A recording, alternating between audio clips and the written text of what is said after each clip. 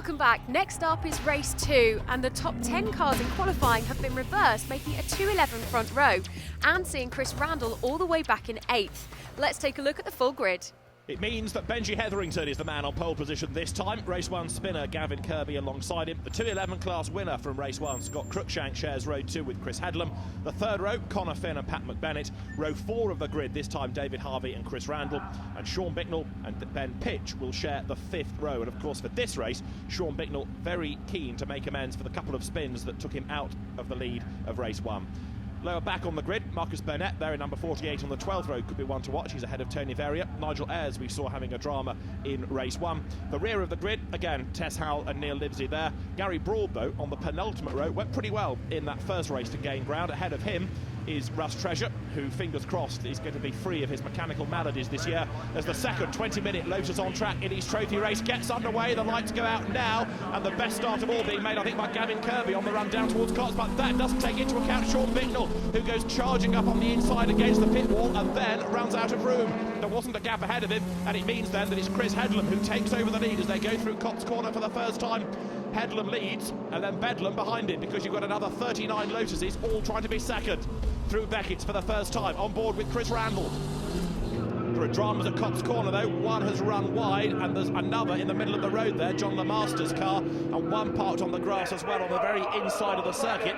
So we've got drama at the first corner as Gavin Kirby loses out to Connor Finn, who goes round the outside of him there.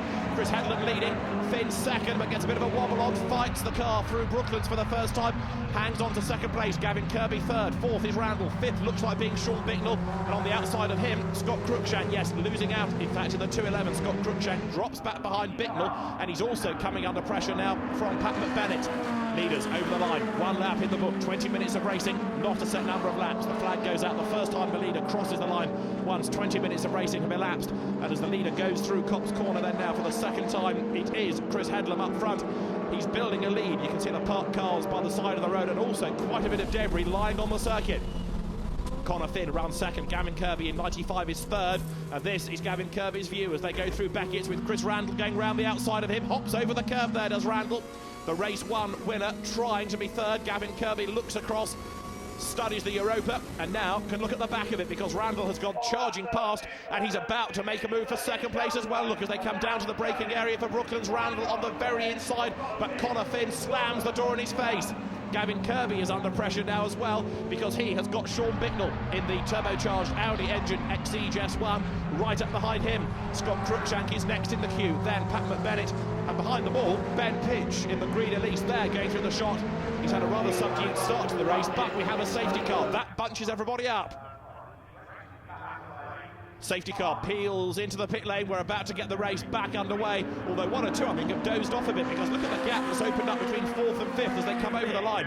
Sean Bicknell not really profiting from that safety car period. He wasn't close enough to those ahead of him, and Chris Headlam leads from Connor Finn, and then Chris Randall, and then Gavin Kirby 4th as they go through Cops for the first time on this restart. Up now towards Beckett's, you're riding with Gavin Kirby, who's lost a place because there, charging past him, is Sean Bicknell. Up to Beckett, Bicknell's bogey corner really from the first race. It was here, he had 2 spins, and oh dear, Russ Treasure is in the walls yet again. Trim trailing as he goes through Cops Corner there. He's about to lose a place to Vital Chapoan as well as the leaders drop down towards Brooklands. It's still just Chris Headlam ahead at the moment, and Connor Finn doing a great defensive job for second place. This is a fight for 5th and also to be the leading 2:11. Scott Cruikshank now having a go at Gavin Kirby. The pair of them absolutely together through Luffield, and on the inside line there, Cruikshank goes through. He won the class first time out this afternoon. Looks like he could do the double here. Production class drivers drop down towards Brooklands, including 64, Tony Verrier amongst them. Number 41 going through there, which is Stuart Kirkbride. Now remember, of course, that he was the man in the first race of the day that took the production class honours, but I don't think he's going to repeat it here. Chris Randall is also struggling to do the double outright. He's on the tail of Connor Finn, who drives a wide car here at the moment, all of which is enabling Chris Headlam to get away. Up they go now towards Beckett's. That's the race leader, Chris Headlam, turning his way now through the hairpin, and Chris Randall has gone second. At long last, he's made the move stick. The man from Henley-on-Thames, Chris Randall, now catching the leader. And then you've got Sean Bicknell coming into the picture as well. Look, on the inside of the red Exige. Rather than Randall be attacking for the lead, he is under attack for second place. Can Chris Headlam continue to build a lead? They're all squabbling behind him. Fantastic racing, all of this. But Chris Headlam hoping now to benefit from the squabbling going on behind him. If that holds up the two drivers involved, then he should be able to pull away. Over the line they come. Headlam leading for second place, almost side by side. It's Randall and Bicknell, and Sean Bicknell goes through. He grabs second place as they get to the corner. Next target then is Chris Headlam. And Sean Bicknell, having led race 1, wants to win race 2, and that looks like the demise of Connor Finn. He pulls the car to one side, coming out of Luffield in towards Woodcote. Yes, it's the retirement, I'm afraid, for Connor Finn. Now, these are the remaining 211s all squabbling amongst themselves, including number 32, Benji Hetherington. Right up behind him now is number 39, Simon Deacon, switching classes for this race. And the production class also still at play as well as they come down now towards the left at Brooklands. Joanna Hoddinott went through in 66, and she's being closed on now by the race leaders.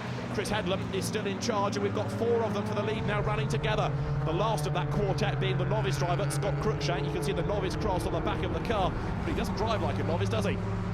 He's right there on the tail of Chris Randall, who's probably done more winning than anybody outright in the Lotus Elise on-track trophy over the years. As the leaders come across the line now, Chris Headlam is under increasing pressure. He's got Sean Bicknell trying to go around the outside of him this time as they go towards Copse Corner. There's traffic ahead as well, they both need to be mindful of, but Chris Headlam stands his ground. Up they go now towards Maggots, then up towards Beckett's. These are the production class drivers heading down towards Brooklands.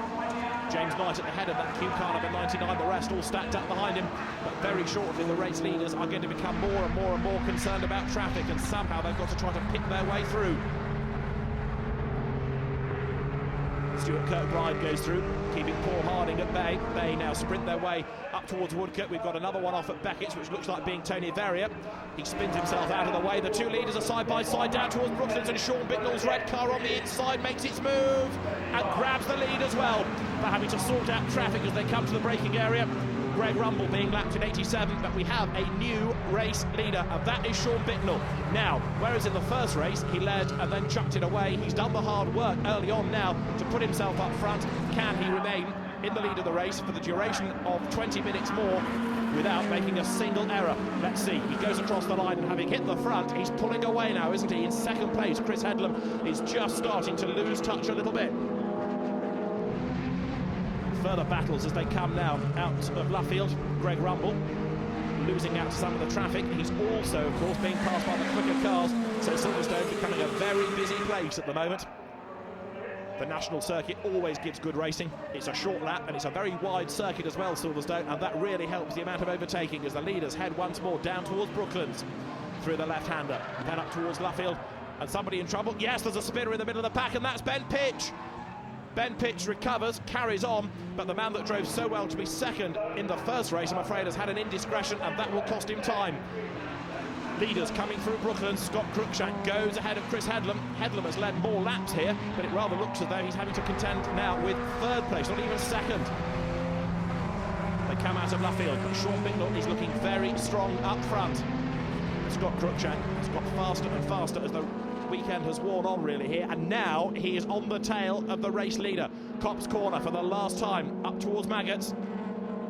Is Scott Cruikshank going to be able to have a go for honours before the end of this final lap of the national circuit? Let's see, because they're in traffic, and he does have a go. He tries to drive around the outside there. The 211 level with the Exige as they drop down towards Brooklands. The two are going to be overlapping, I think, in a straight line, but no, Sean Bicknell's car has got a little bit more straight line speed. Under braking, Scott Cruikshank has a go on the inside, but he wasn't really level. He has to back out of that, and the three leaders are together because Chris Headlam's yellow car bursts back onto the scene. He can't find a way by, so he's in third place as they come now up through Luffield. They're heading towards the start and finish line, but this time to a checkered flag, and this time seemingly a race win for Sean Bicknell. In race 2, he's made amends. He comes through now, and Sean Bicknell wins the second round of the Lotus on-track Elise Trophy. He goes through to win from Scott Cruikshank in second place, and this is the battle between the second of the 211s. Gavin Kirby, Benji Hetherington, Simon Deacon all squabbling as they come up towards the line. And second in class goes the way of Gavin Kirby. Benji Hetherington takes third in class.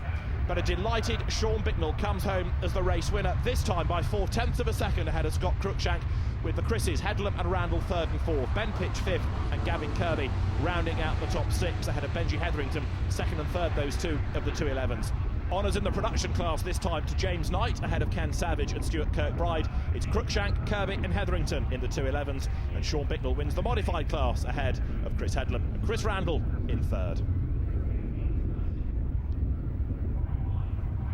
A delighted Sean Bicknell makes amends in the second race here in the Lotus on-track Elise Trophy. Scott Cruikshank wins the 211 class and joins him on the podium.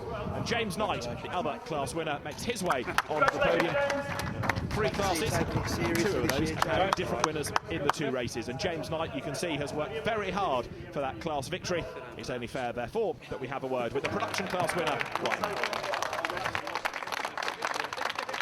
I guess you probably feel that you should have been here twice with a missing on the race 1, but you did it in race 2. Yeah, obviously Stuart drove a very good race 1, but I was struggling with my brakes, so in this one I looked after them a bit more and it seemed to pay off. You were right up there this time. Yeah, I had a good go there actually. I think I was pretty lucky. A couple of guys got held up at the back, so I could concentrate on chasing the guys at the front, but that wee red car goes a bit quick. Yeah, I really love it. So I had a great day. I'd just like to thank Steve Williams and Andrew Walsh and all the guys at Lotus on Track. It's been a great day. Sean, this is where you should have been in the first race, right? Oh yeah, I ran out of talent in the first one, but yeah, thankfully, you know, got it to the end in the second one. It's no fun winning from the front row. You got to win from the 5th row. A busy race then, getting through and having to defend from people as well. It was actually. It was really hard. I was a bit lucky, I think, in the second race with the back markers, but yeah, that was really difficult. A well-deserved win for Sean Bicknell there in race 2, and a fantastic second place and overall win in the 211 class for newcomer Scott Cruikshank. Well, that's it from us here at Silverstone today. Join us next time from the A1 GP meeting at Brands Hatch.